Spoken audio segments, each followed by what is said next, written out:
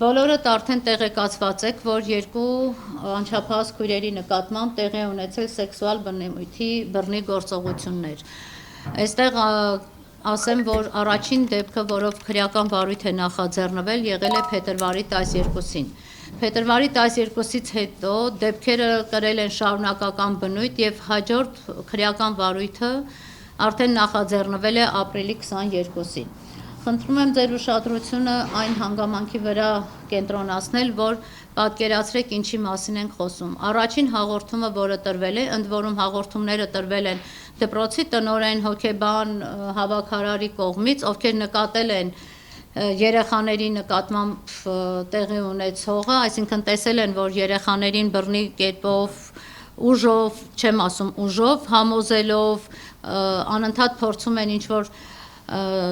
տարբեր մարդիկ նստեցնել իրենց մեքենաները, ինչի եմ ասում տարբեր մարդիկ, որտեղ մենք հայտարարում ենք, որ 3 անձանց մասին է այս ամենը, որը տեղի է ունեցել, 3 անձինք են ներգրաված, 3 անձանց մասով քննությունը կարելի է ասել կատարվել է ոչ թե քննչական մարմինների կողմից, այլ մեր կողմից, այդ բացահայտումը կատարվել է, Սյուզին արդեն հրապարակել է եւ 3-4 օրվա ընթացքում մենք ենք հավաքել այդ ամբողջ ինֆորմացիան, որը 3 փորձեցինք տրամադրել նաեւ քննչական մարմինին։ Թեպետ արդեն գտնում եմ, որ ապարդյուն էր այն ամենը, ինչը որ մենք 3 տրամադրեցինք վեդու քննչական մարմիններին։ Ինչևէ փետրվարի 12-ից սկսած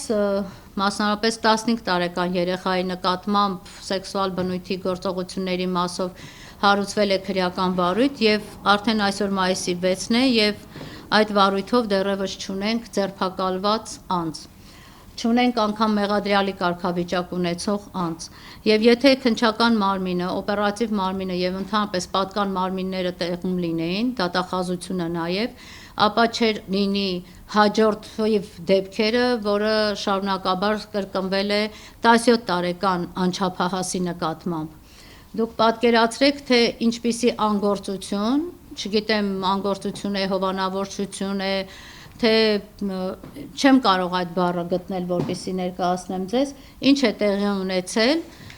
ինչի հետևանքով այդ երևույթը ծնել է հաջորդ հանցագործությունը եւ հաջորդող հանցագործությունները, որտեւ այս դեպքերից հետո արդեն ընտանիքի անդամները տեսնելով, որ մասնավորապես հորեղբայրը տեսնելով, որ պաշտպանությունը պետական մարմիններից չի գտնում, ինքն է որոշել դատաստան տեսնել մանկապիղծների նկատմամբ եւ մի քանի օր առաջ արդեն իսկ տեղեկացել եք, որ նա մարմնական վնասվածքներ էր թեպետ ոչ ծանր, միջին ծանրության,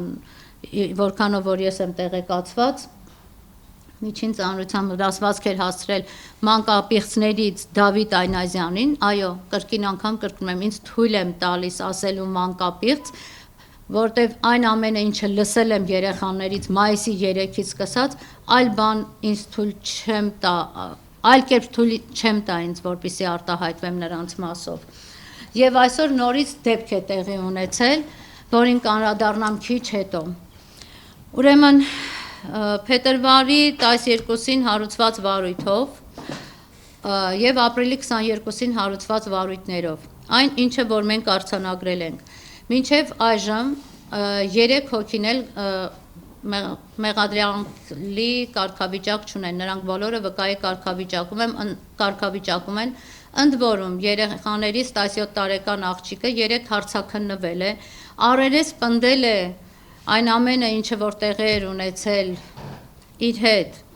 Արթուր Երեմյանին եւ Դավիթ Այնազյանին, սակայն նրանք էլի վկայի կարգավիճակում 3 դուրս եկան քննչական բաժնից։ Մեզ ասեցին, որ եթե հնարավոր է կարող է քույրերին բերել այսօր հարցաքննության, քանի որ քույրերից փոքրը խորը հոգեբանական դեպրեսիայի մեջ է եւ նա ընդհանրապես կոմունիկացման եւ խոսելու հետ կապված արդեն խնդիրներ է առաջացել, ընդ որում երեխայի մոտ խնդիրներ առաջացել է այս դեպքերից հետո, կարողացանք հազիվ ապահովել 17 տարեկան աղջկա հարցաքննությունը, ինչպես նաև առերեսումները։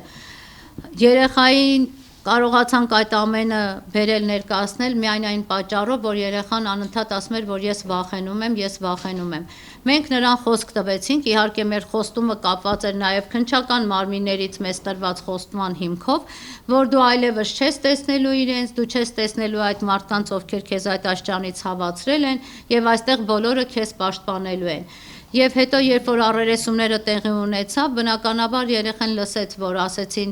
դե այսօր իրան բաց կթողնեն, հիմա ոչ մի բան չկա, իրանք վկայի կարգավիճակում են, ինչից մենք վրդովվեցինք եւ սկսեցինք այդ մասին բարձր խոսելը։ Աղջիկն էլ լսեց այդ ամենը եւ